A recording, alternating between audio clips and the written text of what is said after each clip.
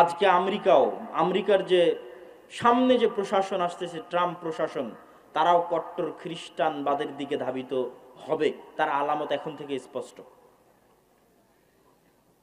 Elon Musk LGBT এর বিরোধিতার জন্যই, কেননা তার সন্তান এই ভয়ঙ্কর সমকামিতার শিকার হয়ে নিজেকে ছেলে থেকে মেয়েতে রূপান্তরিত করেছে, এবং ইলন মাস্ক তখনই ঘোষণা দিয়েছে যে আমার ছেলে মারা গেছে, জীবিত আছে কিন্তু সে ঘোষণা দিয়েছে মারা গেছে। তখন থেকে সেই সমস্ত LGBTQ এর কট্টর বিরোধী, এবং তখন থেকে সে ধর্ম প্রচার করতে হবে, ধর্ম শিখাতে হবে, পরিবারকে বাঁচাতে হবে, এটা তার জীবনের লক্ষ্য উদ্দেশ্য। এবং আসছে আমেরিকায় বাইবেল শিক্ষা সিলেবাসের অন্তর্ভুক্ত হবে, ধর্ম শিক্ষা সিলেবাসের অন্তর্ভুক্ত হবে। সম্মানিত উপস্থিতি, কিন্তু মুসলমানদের অবস্থা দেখেন, বাংলাদেশের অবস্থা দেখেন, পাকিস্তানের অবস্থা দেখেন। এরা তৈরি হলো ইসলামের উপর, কিন্তু এরা পৃথিবীর সবচেয়ে বড় সেকুলার। এই জন্য আমি যখন প্রধান উপদেষ্টা ডক্টর মোহাম্মদ ইউনূসের সামনে কথা বলার সুযোগ হয়েছিল, তখন আমি ডক্টর মোহাম্মদ ইউনূসের সামনে স্পষ্ট ভাষায় বলেছিলাম যে আপনারা সমস্যার গোড়ায় হাত দেন, আপনারা ডিফেন্স খেলতেছেন, আত্মরক্ষা করে পাল্টা জবাব দিচ্ছেন। সারা ইন্ডিয়া ছড়িয়ে আছে যে বাংলাদেশের সংখ্যালঘুদের উপর নির্যাতন হচ্ছে, অথচ ডাহা মিথ্যা কথা। কিন্তু আপনি পাল্টা বারবার বলতে আছেন, না আমার এখানে নির্যাতন হয় না, আমার এখানে তারা এত ভালো আছে, এত সুখে আছে, অমুক আছে তুমুক আছে। এত কিছু বলার তো দরকার নাই, আপনি বরং যেটা রিয়ালিটি, বাস্তবতা, সেটা তুলে ধরেন। বাস্তবতা কি? বাস্তবতা হচ্ছে বাংলাদেশের মাটিতে এখন পর্যন্ত একজন হিন্দু মুসলমানদের কর্তৃক গণপিটুনিতে মারা যায়নি। বাস্তবতা হচ্ছে বাংলাদেশের মাটিতে এখন পর্যন্ত একটি মন্দিরের জায়গাও জোরপূর্বক মন্দিরকে ধ্বংস করে মসজিদ বানানো হয়নি। কিন্তু তার বিপরীতে আরো কঠিন বাস্তবতা হচ্ছে ভারতের মাটিতে প্রত্যেক দিন অহরহ মুসলমানদেরকে মুসলমান হওয়ার কারণে, গরুর গোশত রাখার কারণে গণপিটুনি দিয়ে হত্যা করা হচ্ছে। তার বিপরীতে আরো কঠিন ও কঠোর বাস্তবতা হচ্ছে যে ভারতের যতগুলো পুরাতন মসজিদ আছে, প্রত্যেক মসজিদের পিছনে দাবি করা হচ্ছে এই মসজিদ আগে মন্দির ছিল, অতএব এখানে মসজিদ ভেঙে মন্দির তৈরি করা হোক। তাহলে সংখ্যালঘু নির্যাতন কোথায় হচ্ছে? সংখ্যালঘু নির্যাতন ইন্ডিয়াতে হচ্ছে। তো আপনি যদি বলতে চান বাংলাদেশের অবস্থানকে শক্তিশালী করতে চান, তাহলে বাংলাদেশের সংখ্যালঘুরা তো ভালো আছে, এটা বলারই দরকার নাই। আপনাদের যদি সাহস থাকে, বুকে দম থাকে, তাহলে পৃথিবীবাসীর সামনে, জাতিসংঘের সামনে প্রকাশ্যে উচ্চারণ করেন যে ভারতে সংখ্যালঘুদের নির্যাতন হচ্ছে, সেখানে সংখ্যালঘুদের নিরাপত্তা দরকার, জাতিসংঘের শান্তিরক্ষী বাহিনী ওখানে পাঠানো দরকার মুসলমানদের বাঁচানোর জন্য। সম্মানিত উপস্থিতি, কিন্তু কেন পারছি না? কলোনিয়াল মাইন্ড সেটআপ, ঔপনিবেশিক মানসিক দাসত্ব, যে আমাকে সবসময় ছাড় দিতেই হবে, আমাকে এই পৃথিবীর সবচেয়ে বড় সেকুলার হতে হবে, আরেকজন কট্টর হিন্দু হলে সমস্যা নাই, আরেকজন কট্টর ইহুদি হলে সমস্যা নাই, কিন্তু আমি আমার দিনের উপর কট্টর হতে পারবো না। আমি যদি আমার দিনের উপর কট্টর হই তাহলে আমি সন্ত্রাসী। কিন্তু এই সুযোগ যদি আপনি দেন তাহলে আপনি দুর্বল। আর যদি আপনি বলেন না যে আপনি স্বাধীন হতে চান, তাহলে তাদের মতো কল্পনা করেন, স্বাধীন হতে চাইলে তাদের মতো চিন্তা করেন, ফ্রান্সের নাগরিকের মতো চিন্তা করেন, ইতালির নাগরিকের মতো চিন্তা করেন, ভারতের হিন্দুদের মতো চিন্তা করেন, ইসরায়েলের ইহুদিদের মতো চিন্তা করেন, লন্ডনে বসবাসরত ইহুদিদের মতো চিন্তা করেন। তাদের হুবহু অনুসরণ করতে হবে এটা বলছি না। আপনি একটা ইহুদি ফ্যামিলি দেখান যে ইহুদি ফ্যামিলির সন্তান একজন বা দুইজন, এখানে উঠে গিয়ে ফোন দিবেন ইউরোপ এবং আমেরিকায় বসবাসরত যে কোনো প্রবাসীকে, যে তুমি খুঁজে নিয়ে এসে দিবা যে একটা ইহুদি পরিবারের সন্তান এক বা দুই, তার বেশি তারা নেয়নি। অথবা আমাকে জানাবা যে গড়ে ইহুদি ফ্যামিলিগুলোতে সন্তান কয়টা করে হয়। গড়ে তাদের সন্তান 6, 7, 8, 9 এখনো গড়ে। তো তাকে অধিক সন্তান নিতে লজ্জা লাগে না, কিন্তু এক মুসলমান অধিক সন্তান নিবে, তাকে এমন ভাবে পড়ানো হয়েছে যে সে অধিক সন্তান নিতে লজ্জাগ্রস্ত হবে। এমনভাবে তার সিলেবাসের মধ্যে কলোনিয়াল গোলামির মানসিকতা ঢুকিয়ে দেওয়া হয়েছে যে সেটি থেকে বের হতে পারে না, এই ট্রমা থেকে বের হতে পারে না। কিন্তু প্রশ্ন তৈরি হবে কখন? যখন ওদেরকে দেখবেন। খ্রিস্টানদের দেখে প্রশ্ন তৈরি হবে না। কেন খ্রিস্টানদের দেখে প্রশ্ন তৈরি হবে না সেটা আল্লাহই বলে দিয়েছেন, ওয়ালাদ্দাল্লিন, তারা আসলে সঠিক পথ জানে না। এই জন্য অসংখ্য খ্রিস্টান পাবেন জুয়া খেলছে, মদ খাচ্ছে, ঠিক আছে? অতএব তাদেরকে দেখলে আপনি সঠিক রাস্তা খুঁজে পাবেন এটা না। সম্মানিত উপস্থিতি, ঠিক তেমনি আপনি দেখেন ইহুদিরা তাদের মধ্যে সুদি লেনদেন করছে না করছে না? একটা ইহুদি নিয়ে এসে দিবেন যে তাদের মধ্যে সুদি লেনদেন করছে, তাদের পরস্পরের মধ্যে। হ্যাঁ, সারা পৃথিবীতে যেন সুদি লেনদেন হয়, এটার জন্য তারাই পেট্রোনাইজ করে, তারাই দাঁড় করিয়ে রেখেছে সুদি অর্থনীতি, কিন্তু তাদের মধ্যে কখনো সুদি লেনদেন করবে না।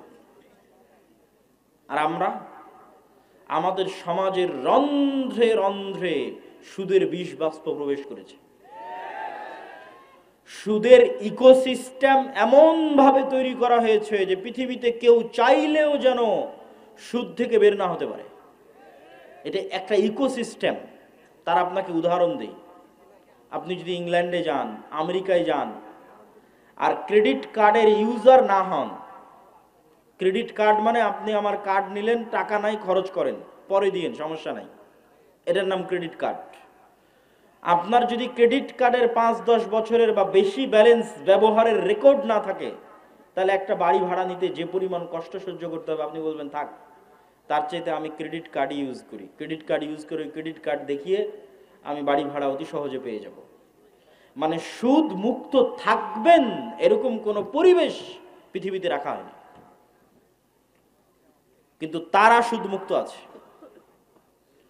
সুদ মুক্ত থাকবেন এরকম কোন পরিবেশ পৃথিবীতে রাখা হয়নি।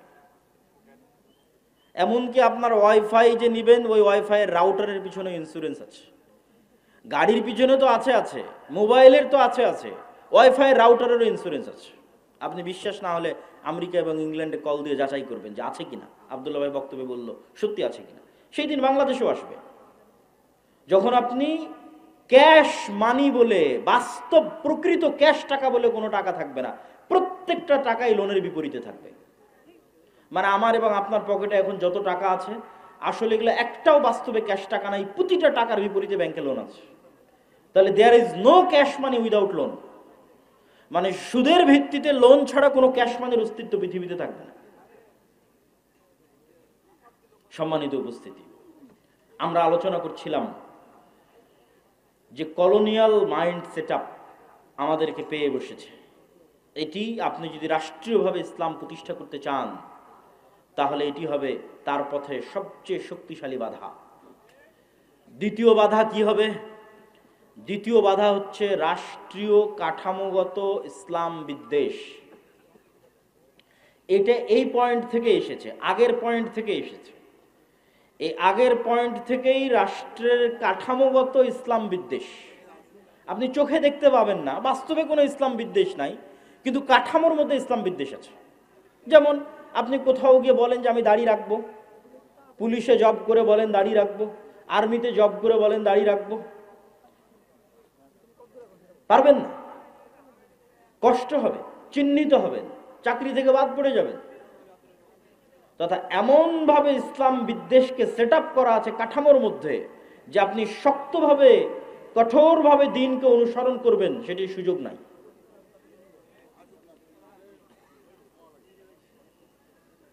এবং সেটি যে সেই মানসিকতা থেকে এসেছে তার প্রমাণ হচ্ছে আমাদের দেশে যত আইন কানুন আছে, প্রত্যেকটা আইন কানুনের মূল ভিত্তি হচ্ছে ব্রিটিশ ল। যত আইন আছে প্রত্যেক আইনের ভিত্তিতে যে দেখবেন ব্রিটিশ ল।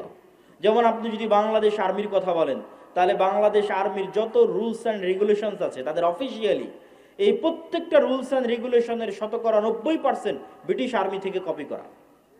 মানে ব্রিটিশ আর্মির খণ্ডিত আর্মি ছিল ইন্ডিয়ান আর্মি, ইন্ডিয়ান আর্মির খণ্ডিত অংশ পাকিস্তান আর্মি, পাকিস্তান আর্মির খণ্ডিত অংশ বাংলাদেশ আর্মি।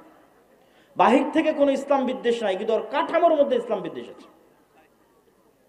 আপনি পূর্ণ ইসলাম মেনে বাংলাদেশ আর্মিতে জব করবেন, আপনার জন্য কঠিন হয়ে যাবে জব করা, পারবেন না।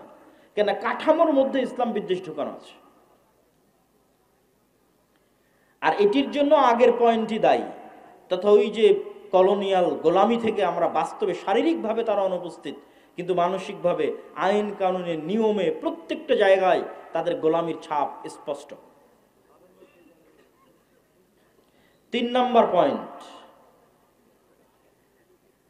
বাংলাদেশের ঐতিহাসিক ইতিহাস ভিত্তিক যে রাজনৈতিক বয়ান, বিশেষ করে গত 16 বছর যে রাজনৈতিক বয়ান তৈরি করা হয়েছিল শুধুমাত্র 1971 মুক্তিযুদ্ধ কেন্দ্রিক, যে বাংলাদেশের জন্মই 1971-এ, তার পূর্বে আসলে কিছুই ছিল না। এই ইতিহাস আমি বহু বক্তব্যে তুলে ধরেছি যে আমরা বাংলার মুসলমানেরা শুধুমাত্র এই 50 বছরের জাতি নই,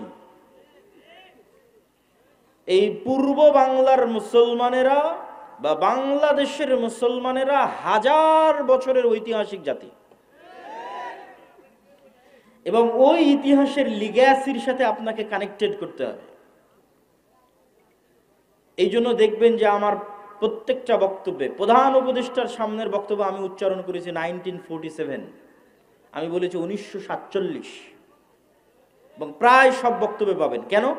আপনারা আজকের যেই মানচিত্রের উপর আছেন, এই মানচিত্র কিন্তু 71-এর নয়, এই মানচিত্র 47-এ পাওয়া মানচিত্র। তাহলে মানচিত্রের ইতিহাসকে যদি আপনি অস্বীকার করেন, মানচিত্রের অস্তিত্বকে অস্বীকার করে বসবেন, তাহলে মানচিত্রের ইতিহাসকে অস্বীকার করা, মানচিত্রের অস্তিত্বকে অস্বীকার করা, তাহলে অবশ্যই এই মানচিত্রের ইতিহাসকে আপনাকে স্বীকৃতি দিতে হবে। 47-এর ইতিহাস কিসের ইতিহাস?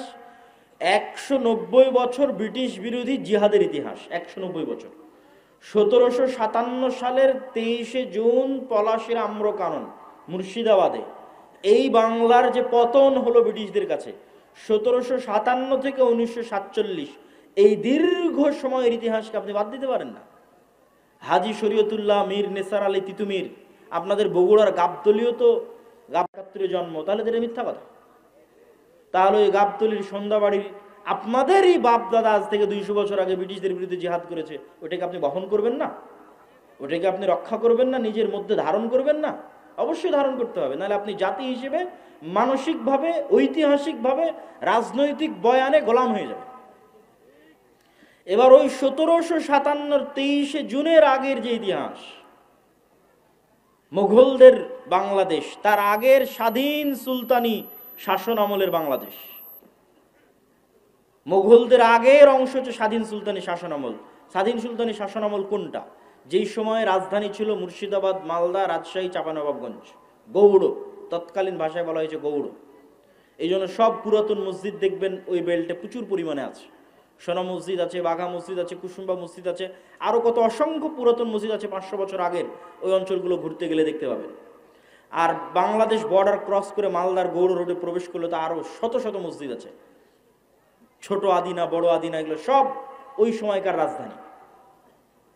আর মুঘলদের রাজধানী হচ্ছে ঢাকা। তাহলে এই দীর্ঘ 1000 বছরের ইতিহাসকে যদি বাদ দেন, জাতি হিসেবে আপনি মৃত্যুবরণ করলেন। আর 1971 বা 1947-এর পরে বাংলাদেশের মানুষকে বারবার বিভক্ত করার চেষ্টা করা হয়েছে।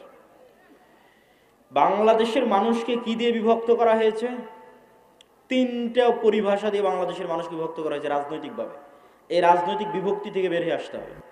অন্য আর যে কোনো বিষয়ে রাজনীতি চলতে পারে, কিন্তু এই বিষয়গুলো নিয়ে রাজনীতি করতে দেওয়া যাবে না। এটা যে রাজনৈতিক সচেতনতা। 47-এ দেশ স্বাধীন হওয়ার পর বাঙালি জাতীয়তাবাদের নামে বাংলাদেশের মানুষের মধ্যে বিভেদ তৈরি করা হয়েছে। বলে যে আরে তুমি পরে মুসলিম, আগে বাঙালি। বাঙালি জাতীয়তাবাদকে মহান করা, বাঙালি জাতীয়তাবাদকে মহান করতে গিয়ে পহেলা বৈশাখের কালচার থেকে শুরু করে যত বাঙালি কালচার আছে, সেই কালচারগুলোকে মহান করে যে না আমি বাঙালি। আর এই বাঙালি জাতীয়তাবাদকে ইসলামের বিরুদ্ধে দাঁড় করানো। কিন্তু তারা ভুলে যায় যে বাঙালি জাতীয়তাবাদের নামেই 1905 সালে হওয়া বঙ্গভঙ্গ 1911-তে ব্রিটিশ সরকারকে রদ করতে বাধ্য করে কলকাতার দাদাবাবুরা। আর 1911-তে বঙ্গভঙ্গ রদ হয়ে যাওয়ার কারণে 1947 পর্যন্ত এই পূর্ববঙ্গে না কোনো কলকারখানা, না কোনো ব্যবসায়িক প্রতিষ্ঠান, না কোনো স্কুল কলেজ, না কোনো বিশ্ববিদ্যালয় কিছুই প্রতিষ্ঠিত হয়নি। মানে আপনাদের টাকায়, আপনাদের বাপদাদাদের টাকায় যা কিছু গড়ে উঠেছে সব কলকাতাতে গড়ে উঠেছে। তাহলে পূর্ববঙ্গের মুসলমানেরা যে বৈষম্যের শিকার হলো, সেটা তো তোমার বাঙালি জাতীয়তাবাদের নামেই সেই বৈষম্যের শিকার হলো। আবার সেই বাঙালি জাতীয়তাবাদকে উজ্জীবিত করে বাংলাদেশের মুসলমানদের মধ্যে বিভেদ তৈরি করা, এটা হচ্ছে আমাদের পার্শ্ববর্তী দেশ থেকে পরিচালিত বাংলাদেশের মধ্যে পার্থক্য তৈরি করার রাজনৈতিক বয়ান। আর একটা পার্থক্য তৈরি করার রাজনৈতিক বয়ান কি? 1971-এর পরে যে অমুক মুক্তিযোদ্ধা, অমুক রাজাকার, এটা হচ্ছে দেশকে ভাগ করে দেওয়া, দেশের জনগণকে ভাগ করে দেওয়া। পৃথিবীর কোনো উন্নত দেশে আপনি এইভাবে দেশের নাগরিকদের মধ্যে বিভেদ তৈরি করা দেখতে পাবেন না। স্বয়ং আমাদের নবী মুহাম্মদ সাল্লাল্লাহু আলাইহি ওয়াসাল্লাম মক্কা বিজয়ের পরেও এরকম বিভেদ তৈরি হতে দেননি। একটা ছোট্ট ঘটনা বলি। মক্কা বিজয়ের পর একটা যুদ্ধ হয়েছিল, হুনাইনের যুদ্ধ। হুনাইনের যুদ্ধের সব গনিমতের মাল আল্লাহর নবী মক্কার নবমুসলিমদের মধ্যে বন্টন করে দিয়েছেন। যারা মক্কার এতদিন কাফের ছিল, মুশরিক ছিল, আল্লাহর নবীর বিরুদ্ধে বদরে যুদ্ধ করেছে, ওহুদে যুদ্ধ করেছে, খন্দকে যুদ্ধ করেছে, তাদের মধ্যে, তারা আজ মক্কা বিজয়ের সময় মুসলমান হয়ে গেছে, তাদের মধ্যে আল্লাহর নবী হুনাইনের সকল সম্পদ বন্টন করে দিলেন। তো শয়তান ওয়াসওয়াসা দিল মদিনায় চলে যাওয়া মুহাজির আর আনসারদের মধ্যে, ইসলামের জন্য জীবন দিলাম আমরা, যুদ্ধ করলাম আমরা। মানে আপনাদের পরিভাষায় যদি বলি যে আমরা হচ্ছে মুক্তিযোদ্ধা আর সব টাকা পয়সা নিয়ে চলে গেল রাজাকাররা, ওই সময়ের পরিভাষাটা যদি বুঝতে চান যে আমরা মুহাজির এবং আমরা আনসার, আমরা ইসলামের জন্য সকল কিছু করলাম, অথচ আজ হুনাইনের যুদ্ধের সকল গনিমতের মাল আল্লাহর নবী মক্কার এই কাল পরশু যারা মুসলমান হলো মক্কা বিজয়ের সময় তাদের মধ্যে দিয়ে দিলেন। এই কানা ঘুষা কিন্তু আল্লাহর নবীর কান পর্যন্ত চলে গেল। কিন্তু রাসূল সাল্লাল্লাহু আলাইহি ওয়াসাল্লাম এই বিভেদ রাখতে দেননি, কেন? তিনি জানেন যে এই বিভেদ এই ভবিষ্যৎ ইসলামী রাষ্ট্রকে ক্ষতিগ্রস্ত করবে। তখন তিনি কি বললেন? তিনি বক্তব্যে দাঁড়িয়ে বললেন, এই মদিনার মুহাজিরেরা, মদিনার আনসারেরা, লম্বা ঘটনা, হে মদিনার মুহাজিরেরা, হে মদিনার আনসারেরা, আজকে হুনাইনের সকল গনিমতের মাল নিয়ে চলে যাবে মক্কার নবমুসলিমেরা, আর মুহাম্মদ সাল্লাল্লাহু আলাইহি ওয়াসাল্লাম নিজে তোমাদের সাথে মদিনায় ফিরে যাবে, অথচ আমার বাপদাদার বাড়ি মক্কায়। আল্লাহু আকবার। তোমরা কোনটা চাও? মুহাম্মদ সাল্লাল্লাহু আলাইহি ওয়াসাল্লাম তোমাদের সাথে সশরীরে মদিনায় ফিরে যাক? সাহাবীরা আবেগতাড়িত হয়ে গেলেন। তো আল্লাহর নবী এই বিভেদকে স্থায়ী করতে দেননি। এবং দেখেন, মুহাম্মদ সাল্লাল্লাহু আলাইহি ওয়াসাল্লাম মক্কা বিজয়ের পরও মদিনায় থেকে গেছেন।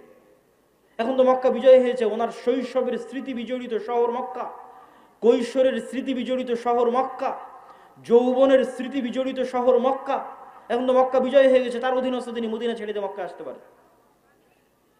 কিন্তু তিনি বললেন মুহাম্মদ সাল্লাল্লাহু আলাইহি ওয়াসাল্লাম নিজে ফিরে যাবে মদিনায়, আবার ধন সম্পদ দিয়ে দিলেন নবমুসলিমদের। তিনি ঐক্যটা রক্ষা করলেন।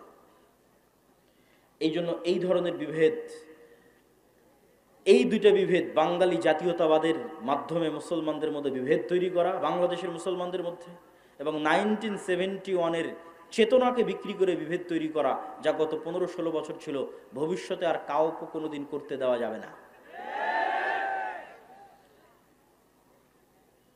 এবার আরো সামনের দিকে চলে আসি। রাষ্ট্রে ইসলাম প্রতিষ্ঠা করতে বাধা কি? রাষ্ট্রে ইসলাম প্রতিষ্ঠা করতে চতুর্থ বাধা বিজাতীয় মতবাদ, গণতন্ত্র, সমাজতন্ত্র, ধর্মনিরপেক্ষ মতবাদ, যেটিকে সেকুলারিজম, কিছুক্ষণ আগে যে মতবাদের বিষয়ে বললাম, লিবারালিজম, জাতীয়তাবাদ, ন্যাশনালিজম, এই প্রত্যেকটা মতবাদ রাষ্ট্রে ইসলাম প্রতিষ্ঠায় বাধা। আমি যদি আরো সারমর্ম করে বলি যে পৃথিবীতে ইসলামী খেলাফা প্রতিষ্ঠা হবে, এই ইসলামী খেলাফার সবচেয়ে বড় শত্রু গণতন্ত্র নিজেই। এই জন্য আমার একটা বক্তব্য দেওয়া আছে যে গণতন্ত্রের কবর রচনার উপরই ইসলামী খেলাফতের উত্থান হবে। কিন্তু এই বক্তব্য আবার আমাদের কিছু ভাইদের সহ্য হবে না। কিন্তু তাদেরকে আমি উদাত্ত আহ্বান জানাবো, আপনারা আরো পড়েন, আরো পড়েন, আরো পড়েন। আরো পড়লে দেখবেন গণতন্ত্রের নামে মুসলমানদের সামনে মূলা ঝুলিয়ে রাখা আছে। গত 100 বছরেও কোনোদিন গণতন্ত্র দিয়ে ইসলাম প্রতিষ্ঠিত হয়নি, আগামী 1000 বছর চেষ্টা করলেও কোনোদিন গণতন্ত্র দিয়ে ইসলাম প্রতিষ্ঠিত হবে না। হ্যাঁ, গণতন্ত্র দিয়ে যে ইসলাম প্রতিষ্ঠিত হবে, যদি বলেন যে হ্যাঁ হবেই হবে, তাহলে আমি চ্যালেঞ্জ দিয়ে বলে গেলাম, গণতন্ত্র দিয়ে যে ইসলাম প্রতিষ্ঠিত হবে ওটা বিকৃত ইসলাম, কম্প্রোমাইজড ইসলাম, পূর্ণাঙ্গ ইসলাম নয়। যে ইসলামের মধ্যে শিরক মিশ্রিত থাকবে, যে ইসলামের মধ্যে ইসলামের সকল বিধিবিধান উপস্থিত থাকবে না, পূর্ণাঙ্গ রূপে উপস্থিত থাকবে না। তাহলে আপনি যেহেতু বলতেছেন এগুলোর মাধ্যমে প্রতিষ্ঠিত হবে না, তো হবে কিসের মাধ্যমে? যেটির মাধ্যমে প্রতিষ্ঠিত হবে, আজকে আপনাদের সামনে 2টি বা 3টি উপায় বলবো, যা প্রায় এই পরের পয়েন্টগুলো প্রায় সব বক্তব্যে আমার বলা আছে এবং আপনাদেরও শোনা উচিত। 1, ইসলামী খেলাফা বা ইসলামী রাষ্ট্র বলতে কি বুঝায় এটা পরিষ্কার থাকতে হবে। ইসলামী খেলাফা বা ইসলামী রাষ্ট্র মানে আজকে এখানে আপনাদের সবাইকে জোরপূর্বক আমি সালাত আদায় করিয়ে দিলাম, জোরপূর্বক আপনাদের মহিলাদের মা বোনদের পর্দা করিয়ে দিলাম, বিষয়টি এমন নয়। ইসলামী খেলাফা এই জিনিসগুলো থাকবে, কিন্তু ইসলামী খেলাফা মানে 1 নম্বরে আপনাদের মধ্যে ন্যায় বিচার প্রতিষ্ঠিত হবে। ঈসা আলাইহিস সালাতু ওয়াস সালামের কথা আল্লাহর নবী বলেছেন, তিনি পৃথিবীতে হাকামান মুকসিতা, ন্যায় বিচারক, শাসক হবেন। আর আল্লাহ হচ্ছেন সবচেয়ে বড় ন্যায় বিচারক। এই জন্য সাবআতু ইউদিল্লুহুমুল্লাহ ইয়াউমা লা দিল্লা ইল্লা দিল্লুহ, 7 শ্রেণীর মানুষকে বিশেষ ছায়ায় আশ্রয় দেওয়া হবে। তার 1 নম্বরে ইমামুন আদিল, ন্যায় পরায়ণ, ন্যায় বিচারক। তাকে 1 নম্বরে আসন দেওয়া হয়েছে, ন্যায় পরায়ণ, ন্যায় বিচারককে। আমাদের মুসলমানদের কাছে এতক্ষণ পর্যন্ত এই আলোচনা আপনাদের কাছে হয়তো মনে হবে আমি কি বলতে চাচ্ছি। আমি যেটি বলতে চাচ্ছি যে রাষ্ট্রে ইসলাম মানে ন্যায় বিচার প্রতিষ্ঠা করা। তো আপনি আমি যদি রাষ্ট্রে ইসলাম প্রতিষ্ঠা করতে চাই, আমাদেরকে সবার আগে ন্যায় পরায়ণ হতে হবে। আমি আপনি ন্যায় পরায়ণ হব না, সত্যবাদী হব না, আর বলবো রাষ্ট্রে ইসলাম প্রতিষ্ঠা করব, এটা কোনোদিন সম্ভব নয়। তো আপনি কি বলতে চাচ্ছেন আমরা মুসলমানেরা ন্যায়পরায়ণ নই, সত্যবাদী নই? জি, আমি এটাই বলতে চাচ্ছি, আমরা মুসলমানেরা নামাজি, আমরা মুসলমানেরা হাজি, আমরা মুসলমানেরা দানবীর। বাহ্যিক ইসলামের যত বিধিবিধান আছে প্রত্যেকটা বিধিবিধান মানতে আমরা 1 নম্বরে আছি।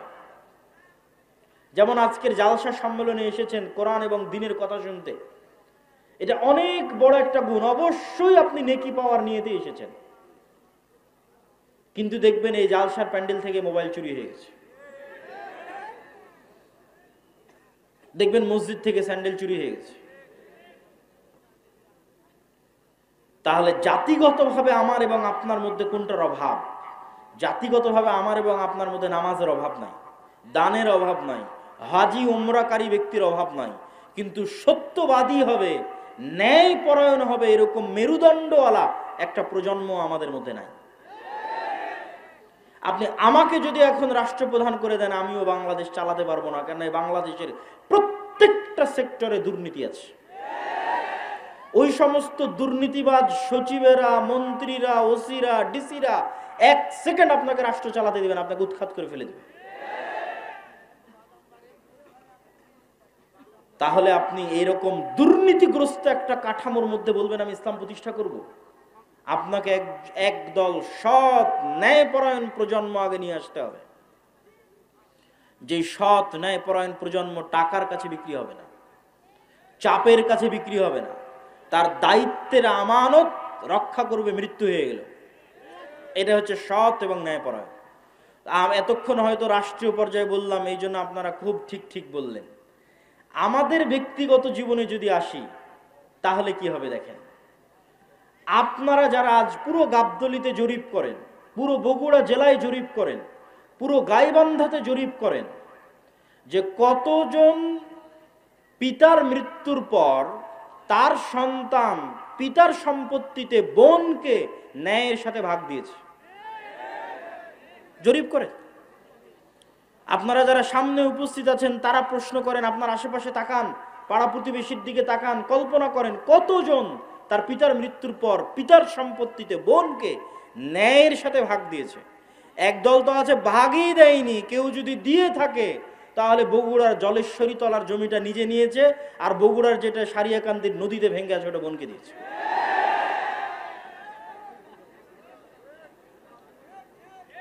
তাহলে আপনি ন্যায়পরায়ণ নন, সত্যবাদী নন, কিন্তু আপনি নামাজি, আপনি হাজি, আপনি ওমরাকারী, আপনি দানবীর। তাহলে আপনাকে দিয়ে কখনোই আল্লাহ সুবহানাহু ওয়া তাআলা রাষ্ট্রে ইসলাম প্রতিষ্ঠা করবেন না। কেননা আপনি রাষ্ট্রে ইসলাম প্রতিষ্ঠার যোগ্য নন। রাষ্ট্রে ইসলাম প্রতিষ্ঠা করার 1 নাম্বার শর্তই হচ্ছে আপনাকে ন্যায়পরায়ণ হতে হবে। ন্যায়পরায়ণ না হলে আপনি রাষ্ট্রে ইসলাম প্রতিষ্ঠার যোগ্য নন। কেন? আপনি রাষ্ট্র নেতা হওয়ার যোগ্য নন, দলের নেতা, দেশের নেতা, সমাজের নেতা, কোনো কিছুর নেতা হওয়ার যোগ্য নন। আপনি কিসের যোগ্য? গোলাম হওয়ার যোগ্য। গোলামেরা মিথ্যা বলে, গোলামেরা অন্যায়পরায়ণ হয়। আপনি আরো জরিপ করেন, আপনাদের এই বগুড়া, গাবতলী, গাইবান্ধা অঞ্চলের কতজন মেয়ের বিবাহ যৌতুকের ভিত্তিতে হচ্ছে, আর কতজন মেয়ের বিবাহ যৌতুক ছাড়া হচ্ছে, জরিপ করেন। তাহলে যতগুলো মেয়ের বিবাহ যৌতুকের ভিত্তিতে হচ্ছে, আপনি কি বলেন এটা ন্যায় হচ্ছে না অন্যায় হচ্ছে? অন্যায় হচ্ছে। কিন্তু ওই যৌতুকের বিবাহে যতজন উপস্থিত হচ্ছে, হাজি, নামাজি, ওমরাকারী, দানবীর, হুজুর, কাজী, সবই তো আল্লাহওয়ালা। তাহলে এই সমস্ত আল্লাহওয়ালা হাজি, নামাজি, কাজী যে যৌতুকের ভিত্তিতে বিবাহ দিচ্ছে, উপস্থিত হচ্ছে, দাওয়াতে যাচ্ছে, তাদেরকে দিয়ে আল্লাহ সুবহানাহু ওয়া তাআলা কখনোই রাষ্ট্রে ইসলাম প্রতিষ্ঠা করাবেন না। কেননা সে অন্যায়পরায়ণ। সে যদি আজ যৌতুকের সাথে আপোষ করে, কাল রাষ্ট্র ক্ষমতায় গেলে ও সবচেয়ে বড় দুর্নীতিবাজ হবে। মানে আমাদের মধ্যে যতজন উপস্থিত আছে যারা বোনকে পিতার সম্পত্তিতে ভাগ দেয়নি, যারা মেয়েকে বিবাহ করেছে যৌতুক এবং ডিমান্ডের ভিত্তিতে, এবং এই ধরনের মানুষের সাথে সম্পৃক্ত, অন্যায়ের সাথে জড়িত আছে, এরা যদি রাষ্ট্র ক্ষমতায় যায় তো গত 16 বছর যা টাকা পাচার হয়েছে এরা তার চেয়ে বেশি করবে। গত 16 বছর যা দুর্নীতি হয়েছে প্রত্যেকটা মুসলমান তার চেয়ে বেশি দুর্নীতি করবে। শুধু সে যায়নি তাই গালি দিচ্ছে যে ও দুর্নীতিবাজ ছিল, এত টাকা পাচার করে নিল, ও গেলে ওও করতো। সম্মানিত উপস্থিতি, তাহলে আমরা মুসলমানেরা কি অবস্থায় দাঁড়িয়ে আছি? আমরা মুসলমানেরা রাসূলুল্লাহ সাল্লাল্লাহু আলাইহি ওয়াসাল্লামের ওই হাদিসের উপর দাঁড়িয়ে আছি যে হাদিসে রাসূল সাল্লাল্লাহু আলাইহি ওয়াসাল্লাম বলেছেন, সালাসাতুন মান কুন্না ফিহি বা আরবাউন মান কুন্না ফিহি, 3টা বৈশিষ্ট্য বা 4টা বৈশিষ্ট্য যার মধ্যে থাকবে সে মুনাফিকান খালেসা, সে স্পষ্ট মুনাফিক।